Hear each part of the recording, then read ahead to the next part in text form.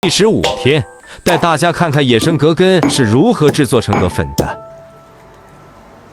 葛在我们这边一般有2种，一种是柴葛，含淀粉较少，出粉率比较低；另一种就是我现在挖的这种粉葛，它的淀粉含量比柴葛要高，肉质纤维也相对较软，所以一般都是用这种来做葛粉的。忙活了一天，挖了大概有10多斤的葛根，差不多了，够了。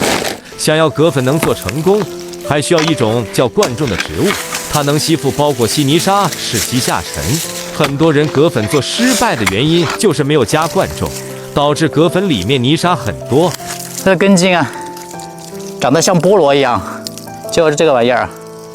挖了这么多啊，应该够了，我们回去了。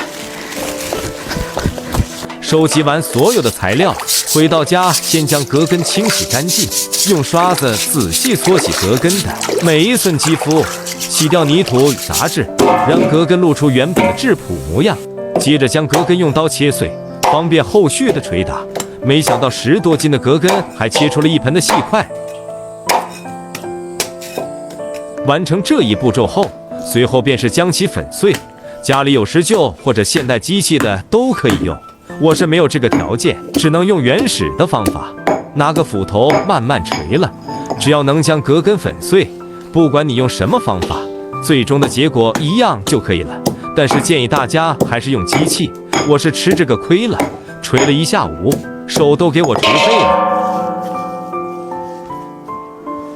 哎，锤了4个小时啊，终于锤完了。随后将清水倒入锤碎后的葛根中。双手不停搅拌揉搓，让其中的淀粉溶解在水中。接下来就是过滤了，将葛根泥与水的混合物倒入细密的纱布中，过滤掉杂质，只留下纯净的葛粉浆液。包袱中的渣渣用手挤压，这里面还含有大量的淀粉，不要浪费，尽可能的都榨干它。待所有都过滤完后，接下来关键的东西冠重就要出场了。将其洗干净，刷去泥土后，还是用斧头锤烂，让它里面的粘液能够全部释放出来。